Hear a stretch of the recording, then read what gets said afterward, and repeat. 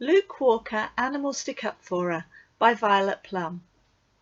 Chapter 4. Luke Walker and the Eatwell Guide. It was Mum and Dad's anniversary, so Luke and Jared were going to spend the night at Auntie Joan's. I don't see why we've got to go there, grumbled Luke. I'm fairly sure we could stay here by ourselves for a couple of hours without dying. Mum didn't bother to answer. She told him, "You're going and that's final," 3 times already, and since Luke obviously couldn't comprehend the word final, there seemed no point in repeating it. Luke didn't like going to Auntie Joan's. It was boring.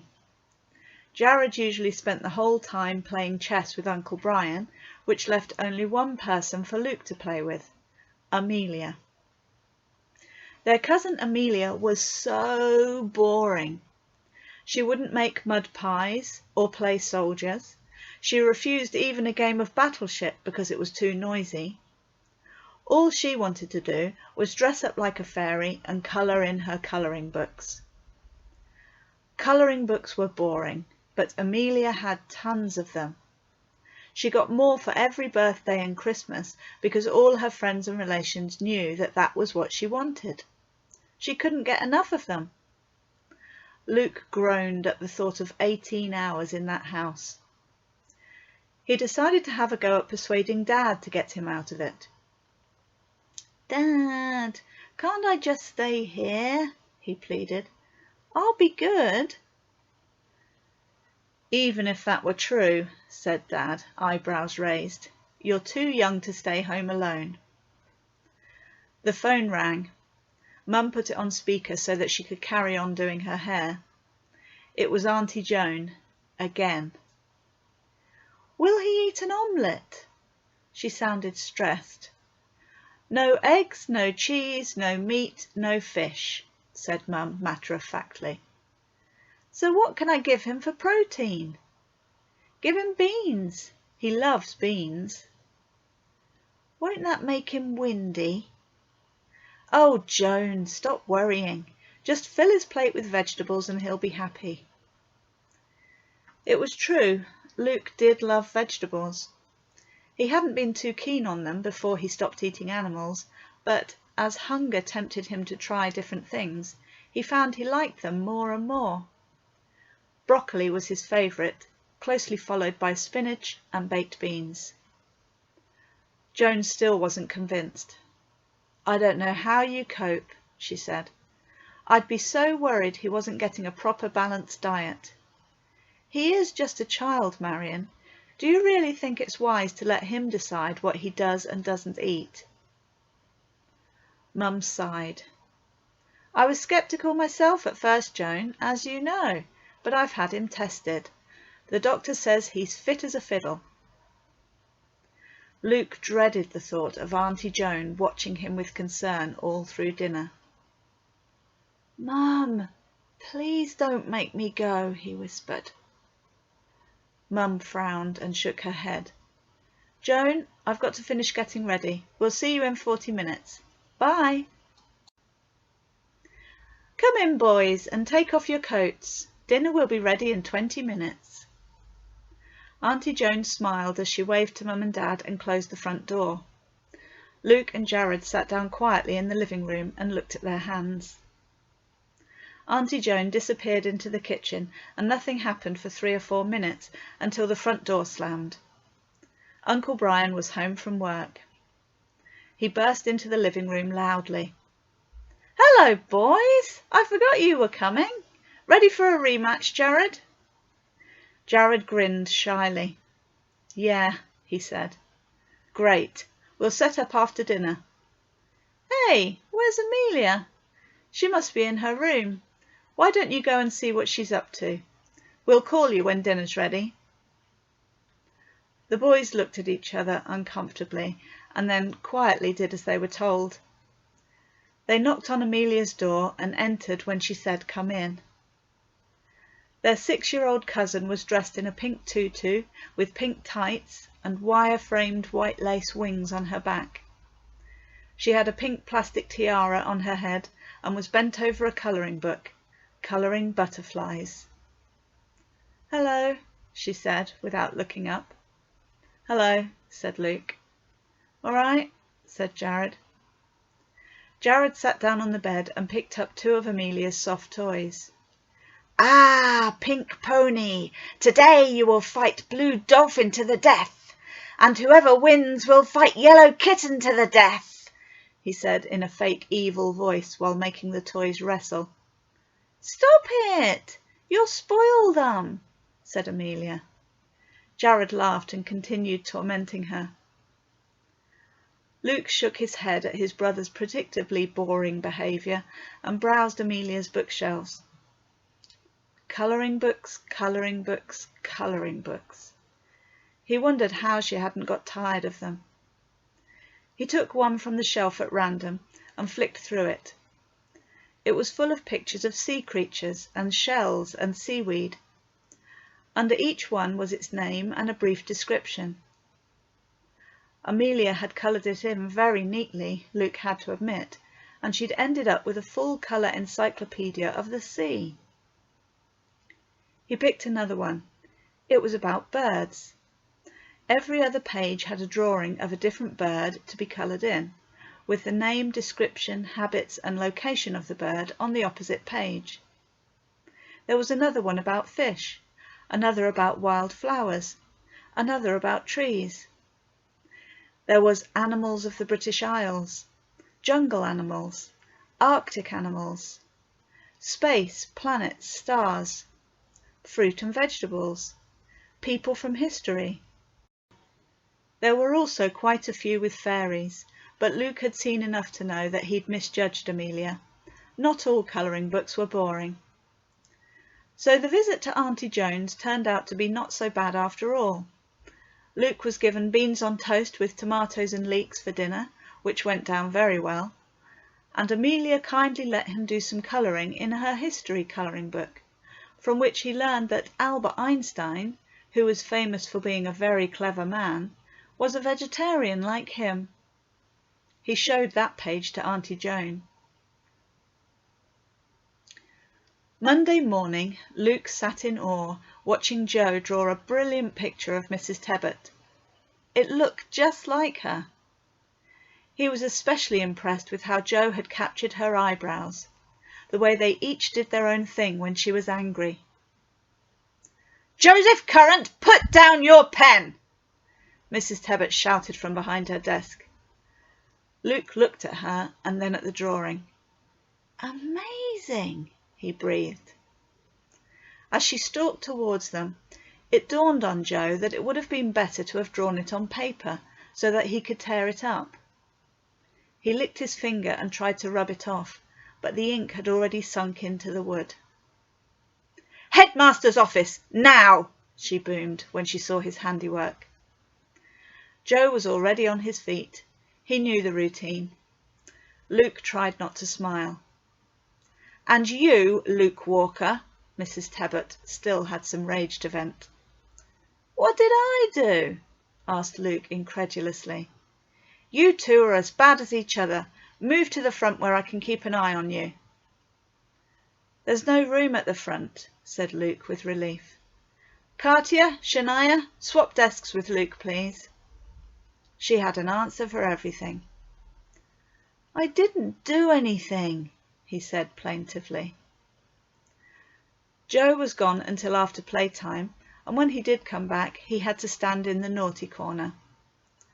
Luke sat alone in a haze of lily of the valley, trying not to make eye contact with his teacher. At least Jo was allowed to sit with him after lunch. Well, sort of. "Luke and Jo, sit at either end of your desk, facing each other. I'll have no more whispering and conspiring." The boys moved their chairs. "Great," muttered Luke. "Now I'll get a stiff neck twisting round to look at the board." "And I'll have no muttering either," said Mrs. Tebbit, quiet enough to let him know that at this distance she could hear everything. While the class got themselves settled in for afternoon school, Mrs. Tebbit directed Miss Shaw, the new classroom assistant, to the photocopier. Just make 30 copies. I don't want spares cluttering up my desk. And then put the master copy back in here, she said, indicating her desk drawer. Miss Shaw went to the staff room where the photocopier was stationed, and Mrs. Tebbit wrote on the board, The Eatwell Guide. This afternoon we are going to start our half-term project about health and nutrition. When you've finished this unit, you will all understand how to eat a healthy, well-balanced diet. Mrs. Tebbit was interrupted by Miss Shaw returning with the photocopies. She nodded at her assistant's suggestion that she distribute them, and then continued. Miss Shaw is putting before you a copy of the government's Eatwell Guide. Before we look at that, let's find out what you already know. Can anybody tell me what type of animal the human is? A mammal. Yes, Cartier, good. Anyone else? A primate. Yes, Jonah, very good. What else can you tell me, specifically about the eating habits of the human? Humans are omnivores, said Simon Butler, so they eat plants and animals. Well done, Simon. Yes, that's what I was looking for. Pfft. Luke couldn't suppress his derision. Something to add, Luke? Well, I'm a human and I only eat plant food, so that's herbivore, not omnivore. Yes, some people choose to be vegetarian, Luke, but most eat a fully rounded diet of plant and animal food, which gives them everything they need. My food gives me everything I need. Mrs. Tebbit took a deep breath. Stop being argumentative. You're not the only person in this class, and I refuse to let you monopolise the lesson. She looked down at her notes to remind herself where she'd got to. So, we know that humans are natural omnivores, in spite of the fact that some choose to eat only plant food. Now, to understand in more detail how much of each type of food we need to be healthy, it's important to be aware of what nutrients we need and which foods contain them. Look at your sheets. Foxes are omnivores, said Luke. Carnivores, Mrs. Tebbit contradicted. They eat berries and other fruit when they can, not only meat. I've seen the seeds in their poo. Fascinating. Now, can we get back to the lesson, please? And badgers are omnivores, said Luke. And dogs and rats. That's why they've got long pointy teeth and claws. Mrs. Tebbit sighed. What is your point? Humans don't have long pointy teeth and claws for killing, like omnivores do. Luke was really glad he'd read some of Amelia's colouring books at the weekend. Mrs. Tebbit took another deep breath. Luke Walker, I believe I said, don't be argumentative. I believe I also stated that you would not be permitted to monopolise this lesson. This lesson, by the way, is informed by the government, Luke. Do you know better than government experts? I'm only saying, said Luke. Mrs. Tebbit fixed him with a hard stare before averting her eyes to address the class. Everyone look at your sheets, please. The diagram shows all the elements that a healthy diet contains and in what proportions. The written chart lists specific vitamins and minerals and where to get them. I want you all to study these sheets and think about your own diets. Where do you get your vitamin C? Where do you get your calcium? This week, I want you to record in your exercise books what you have for every meal and then try to work out what nutrients your food has given you. You may take these sheets home with you. Hand in your exercise books next Monday. Luke looked at his sheets and the wheels of his defiant mind began to turn. Okay, he thought, I can do that. Mrs. Tebbit noticed how engrossed he had become with the printouts. He's finally paying attention, she thought. She looked across at Joe, who was drawing skeletons all over his Eatwell guide. She shrugged. That evening, Mum was pleasantly surprised to see Luke doing his homework in his room after dinner instead of rolling around in rough play with Dudley or staging Return of the Jedi with his action figures. "Good boy, Luke," she said. "Lights out at 8:30. Every evening that week was the same. "I really think he's changed," she told her husband. "Our little rebel is settling down." Dad frowned. "We'll see." On Saturday morning, during breakfast, Luke proved her right. "Mum, can I go to Auntie Jones? I want to ask Amelia if I can borrow one of her colouring books." Everyone froze. Jared started coughing violently as a sharp intake of breath made some cornflakes go down the wrong way. "Mum, can I?" Yes, if you like. I was planning to pop in anyway. Joan asked to borrow the sewing machine." "Yes, you may come with me. That'll be nice." "Thank you," said Luke, and left the table. Mum looked at Dad. "Told you." All day Sunday, Luke was shut away in his room, finishing his homework. Amelia's book, Colour by Nutrients, was a great help. By tea time, he was all done and was actually looking forward to Monday morning when he could hand in his exercise book full of long lists of the vitamins and minerals in his plant food meals. But first, on Monday, came the school assembly. Luke was again reluctantly granted permission to go to the toilet. He slipped back into the classroom and opened the top drawer of Mrs. Tebbett's desk. She usually kept it locked, but since last Friday, she hadn't been able to because she couldn't find the key. Without difficulty, Luke removed the big yellow folder labelled Master Copies.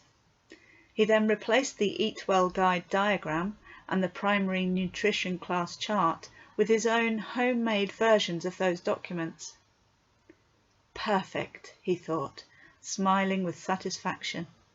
By the time Mrs. Tebbett gets them out for next year's Class 4, she'll have forgotten what they look like, so she won't notice they're a little bit different.